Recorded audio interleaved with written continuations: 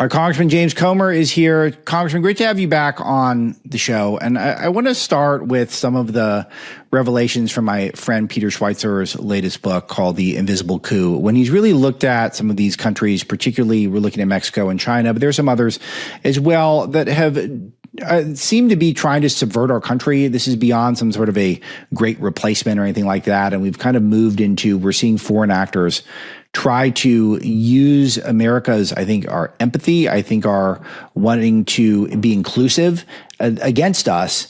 Are you aware of some of the revelations from the book, be it that we're training Chinese pilots, that there's an effort by some people in the Mexican government to reconquer parts of the American Southwest? I mean, some of the stuff in here is pretty explosive. I am, and Peter did a great job in the book, and he's briefed me on it before it went public, and kudos to him and great work. And look, this is the result of a woke culture. Even if the Biden administration or the Obama administration had been made aware of this, and I would be 100% confident the Biden administration was aware of it, they wouldn't be able to do anything if they could, because the rules say, oh, you can't say anything negative about this, or that would be offensive to that group of people, or whatever. And it's not about racism, it's not about any type of discrimination. It's about our national security. And you've got two bad actor countries that are trying to indoctrinate and have a disruptive impact on our national culture, on our politics, on our economy, and they're a threat to our national security. And I think that everyone in Congress should be required to read that book, and hopefully we can figure out a way to stop the damage before it gets even worse. Yeah, I think so. So I guess my question is, what is Oversight's ability, as you're the chairman of the House Oversight Committee, what is your ability to start investigating people, subpoenaing people, whatever it is, to make sure that we start unwinding some of this stuff? I mean, some of the birth tourism revelations from China are just unbelievable. I mean, but it feels like a lot of these blue states are kind of in on it. They like the idea of 100%. America selling out. They love it. I mean, the blue states are where 90% of the problems are in America. And this is another example.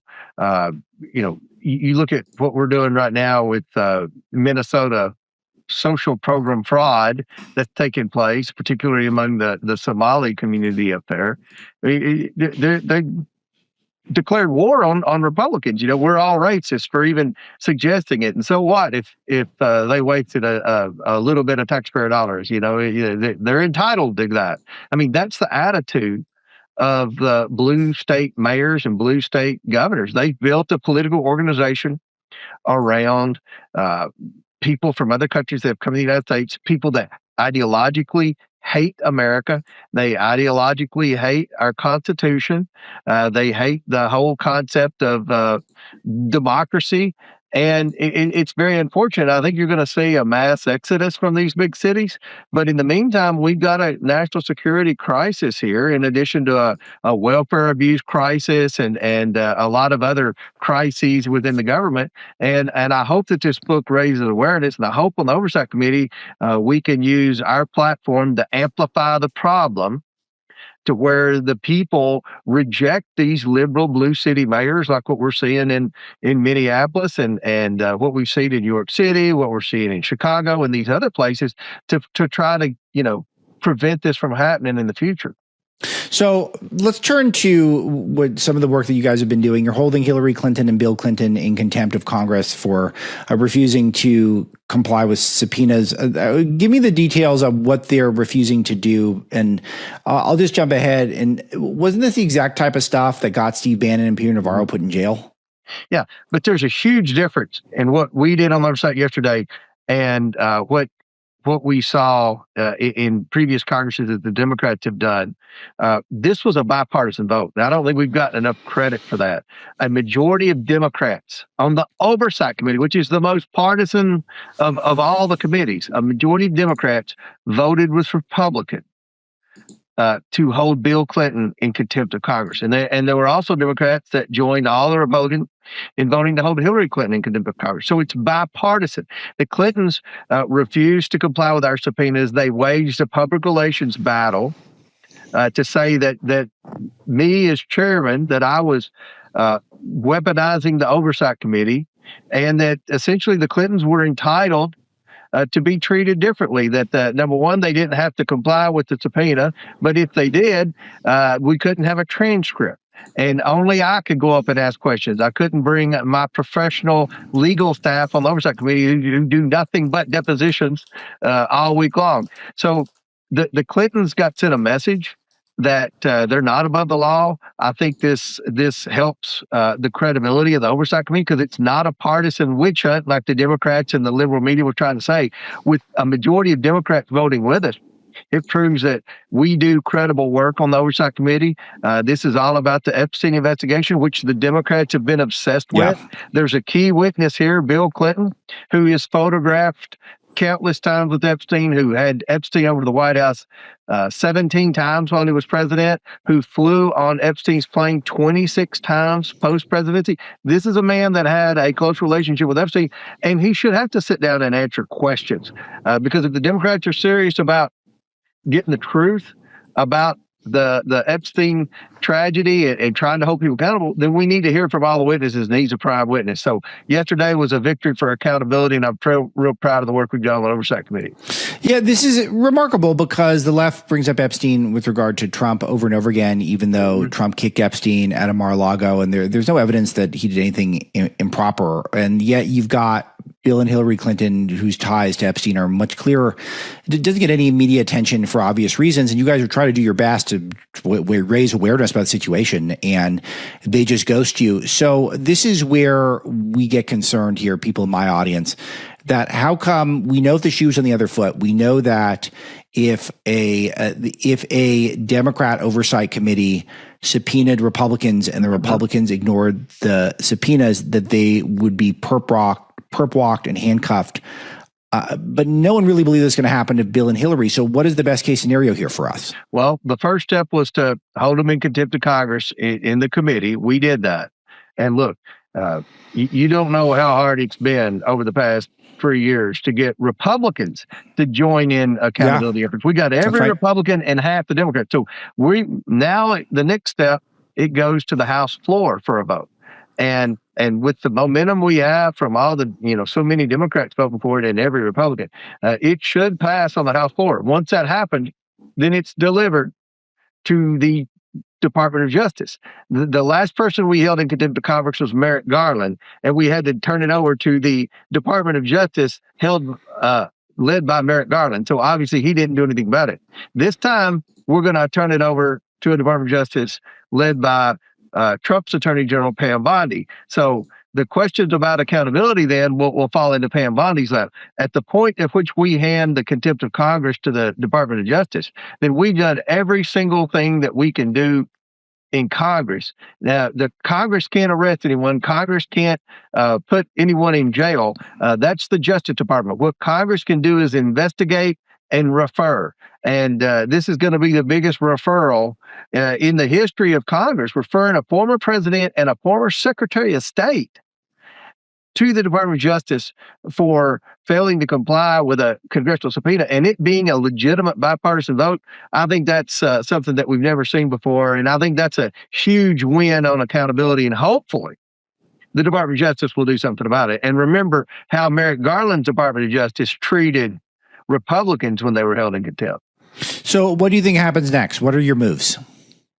Well, we're going to try to bring it on the House floor, I would assume. So you've got to post the bill. It's got to be posted so many days before we vote on the House floor. This vote should happen in less than 2 weeks. I would assume that between as we speak and in 2 weeks, the Democrat PR team, the Democrat legal team, they're going to be probably trying to make offers to come in and testify. But at the end of the day, I worked with the Bill Clinton legal team for 5 months. I bent over backwards. I knew this day would come. I wanted to make sure every I was dotted and every T was crossed. We made every effort to bring them in for deposition, and they stalled and stalled and stalled. And they never thought that we would be able to hold them in contempt because they've seen Republicans break the media. When we were trying to hold the Bidens accountable for their obvious influence peddling, they would go to the moderate Democrats in New York and California and say, "Oh, what do you think about Congress focusing all of its attention on the Hunter Biden and all that," which wasn't true. But the Republicans, the moderate, squishy Republicans, would say, "Oh, I don't like it, and they would, the media would play along to try to get the weak Republicans to commit to not holding anybody accountable. Well, what we have here, by getting majority of the Democrats, and these are like the firebrand Democrats that voted for this. I don't think the Clintons can depend on a PR campaign, and hopefully House leadership, Mike Johnson and Scalise, and I have every reason to believe they will stick with us. Let us vote on the floor, get a big vote, send it to Pam Bondi. So I want to connect a couple of these things because I was looking at the 2016 election where it looked like roughly 80,000 votes across a handful of states were from some of these people that I was mentioning earlier from Peter Schweizer's book who are identified as perhaps dual citizens, CCP connected, about 80,000 votes for Hillary that she picked up in what was a super close election. And Peter estimates we could see as many as 1 million type of voters like that by 2030. So when you think about this birth tourism concept where children are born here, they're raised in China, taught to hate America, potentially loyal to a foreign adversary, and then they come back here and they could vote. Even if a small percentage of these people retain the right to vote, and it's not going to be a small percentage because they're going to be able to bring their parents through chain migration. This is the end of the country if this happens. So what do we do? Well, look, we're struggling to get the SAVE Act passed. I mean, we passed it out of the House, the Senate won't take it up for a vote. I mean, that you should at the very least have to be able to show a driver's license to vote to prove you should only, have to prove that you're an American citizen to vote. You're still seeing cases in Minnesota where people land in Minneapolis, they get them registered to vote, sign them up for welfare, and they're an American citizen. And even ICE can't deport them because they're on paper, thanks to Minnesota, a U.S. citizen. So we've got to, at the very least, get our current state of elections under control and say you have to show a driver's license to vote. You have to be an American citizen to vote. Ban these blue states from giving people licenses and work. There's groups in these blue states, and we're seeing this in Minnesota, that take these people. They get to the United States, for one way or another, and they work to get them to become citizens, and they do that by getting them on welfare. They register them as Democrats, and that's a big part of the Democrat Party. So they welcome what Peter writes about in the book. All these people coming in from China now and Mexico now. This is what they want. This is what they want America to look like. And if we can't even do the basics, which is where we're hung up in the Senate now, then it's going to be very hard to do anything about all these people that are coming in with their birthright tricks that's happening right now with China and Mexico. The last one from the Invisible Coup that I wanted to address was some of these fact that we're training pilots in California and other states that they're misrepresenting who they are. They're CCP connected. I don't understand how this is not a huge national security breach at a catastrophic proportion. Will Congress take action to stop adversary pilots from being trained in the U.S.? We're trying to do that. If you look, a lot of our problems in Congress come from liberal universities. And not only are they indoctrinating liberal propaganda in the minds of our young people, instead of teaching them how to think, they're teaching them what to think. You've got all these universities that are working to get these so-called students over, who take 3 hours a year, don't even show up for class, just basically write a check to these little colleges and universities that most of us have never heard of all across the United States. And that gives them a path to stay in the United States. And that's the universities have been a bad actor in all of this, in these training centers and all of this other stuff. This is where the problems are. Anything that's dependent on two sources of revenue: government revenue and then foreign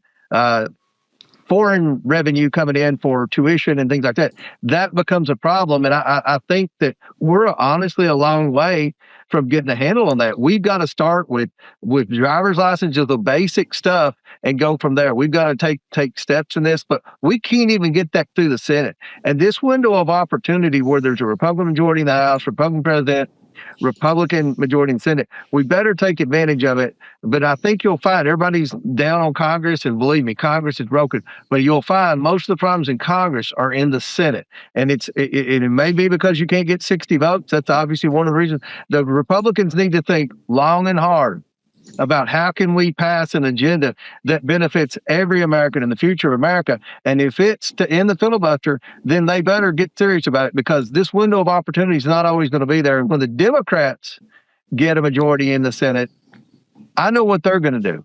So we need to think long and hard about how to implement the agenda. A majority of Americans want Republicans in leadership. That's what they voted for last election. But so much of our agenda is hung up in the Senate. There's a problem in the Senate, and I think that President Trump's been very vocal about that. Yep. I support a lot of what he's saying. The Senate's broken. We've got to get this legislation through.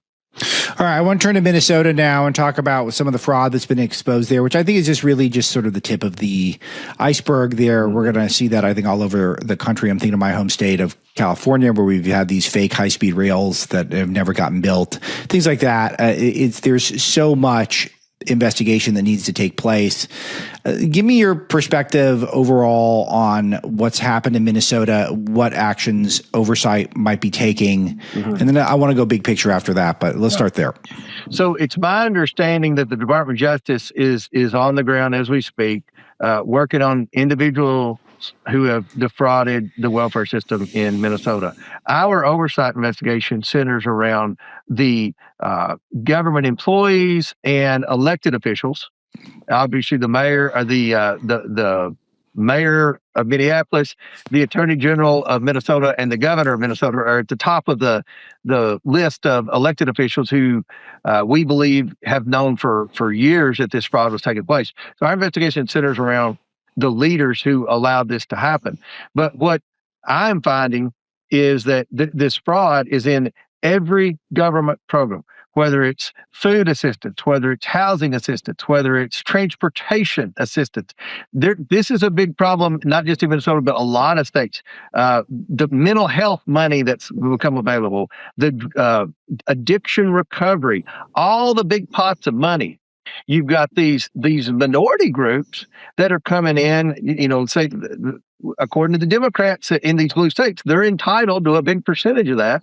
And you can't have any type of oversight because that would be racist. And that's the card that the Democrats have played to be able to create a huge voting block of people that will vote Democrat no matter what, as long as we keep turning a blind eye to the waste, fraud, abuse of the welfare programs, and as long as the Democrats keep delivering on unlimited welfare. So I think what you're going to see in Minnesota, you're going to see to a certain degree in all 50 states, but especially in the blue states. And the reason we're finding out so much in Minnesota is because there were state employees who came forward. I love the video that we all watched on Twitter, but liberals don't watch the same Twitter videos that those watching your show. I don't know. Everyone might have watched that video. That one everyone might have watched. But what the turning point in this is the fact that the state employees, who are all Democrats, have come forward with receipts, and we're communicating with them.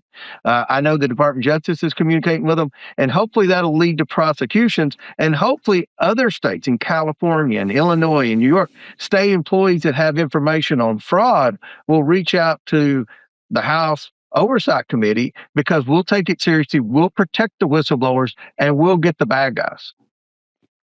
That's fantastic. So one of the bad guys has been the subject of a lot of your research, and mine as well, is Joe Biden. And the efforts to hold the Biden family accountable, I think, are noble, especially considering some of these auto pen revelations that we don't even know how many decisions he was making, maybe even some of the pardons. I know that this is a huge subject for you. Can you update us on where we're at on some investigations into the Bidens, or what can be done to hold them accountable? Well, we did criminal referrals on the Bidens over a year ago to the Department of Justice. At that time, it was the Merrick Garland Department of Justice. We did criminal referrals on Hunter Biden and Jim Biden for perjury. We've got the evidence. It's indisputable.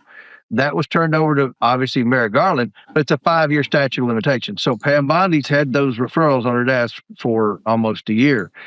We also did the auto pen investigation, where we brought in all of Biden's top officials in the White House. We interviewed them all, we deposed them all, and what we found was Joe Biden was never present in any of the decision making. No one could say for certain who authorized the use of the auto pen because they all pointed at different people. There was no chain of custody, no evidence that Joe Biden ever had played any role in any of the pardons or executive orders that were used with the auto pen, especially during the last 6 months of the Biden administration. So we did a report, very thorough report.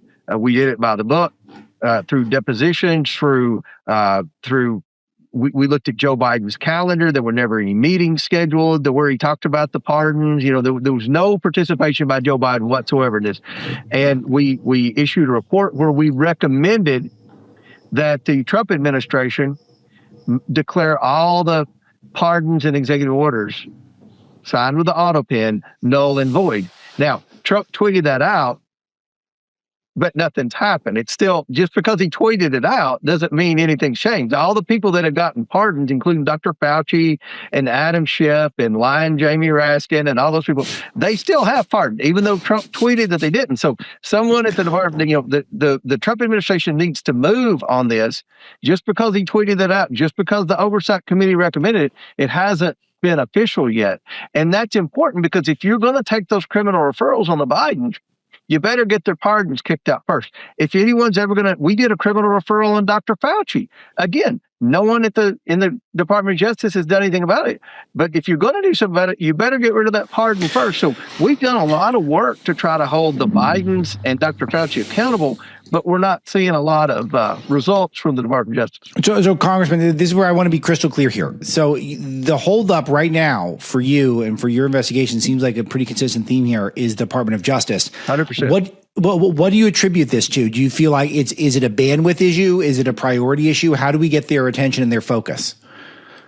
Well, I'll tell you, I do a lot of interviews, and no one supports the president more than I do. I've been very critical of the Department of Justice. I think one of the mistakes that a lot of people make that have never worked in the federal government is you have to know going in, you cannot depend on career staff to do anything for you.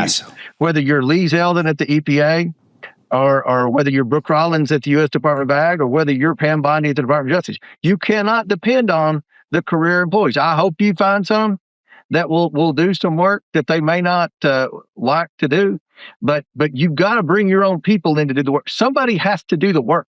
Just because you go on TV and you say you're going to hold someone accountable, or just because President Trump tweets that someone should be locked up, that doesn't do anything. You've got to have worker bees. And I would encourage the Department of Justice to bring people in, not Twitter warriors, not people that want to be on TV every night, people that are going to sit in a cubicle with an ink pen and a law book and get some stuff done. So that's my advice for the Department of Justice. In the minute or two that we have left, do you have any favorite members of your oversight committee who are wasting a lot of your time? I think we mentioned Jasmine Crockett last time. Are there any that have you care to sound off on at the moment?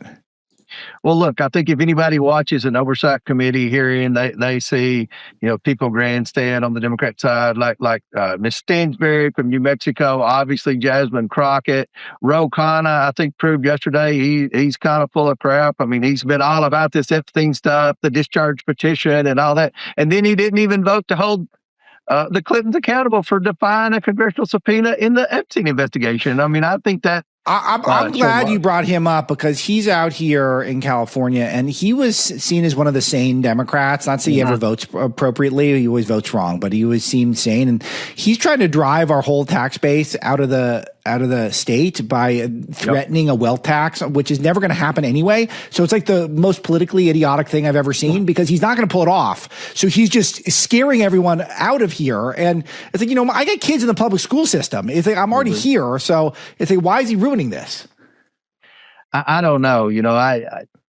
I felt like Roe had a little more sense than most Democrats. And remember that me saying that the bar is very low. Pretty low. But at the end of the day, I found him, I was just shocked that he's been the leader on this Epstein stuff, having the victims come do a press conference on the steps of the Capitol with the sole purpose of trashing Trump and not the sole purpose of what it should have been, and that's justice for the victims. And then he has an opportunity to hold someone accountable for defying a subpoena, for failing to come in to talk about what he knows about the Epstein that could have been valuable evidence in the investigation, and he sides with the Clintons. I mean, to me, he lost a lot of credibility there.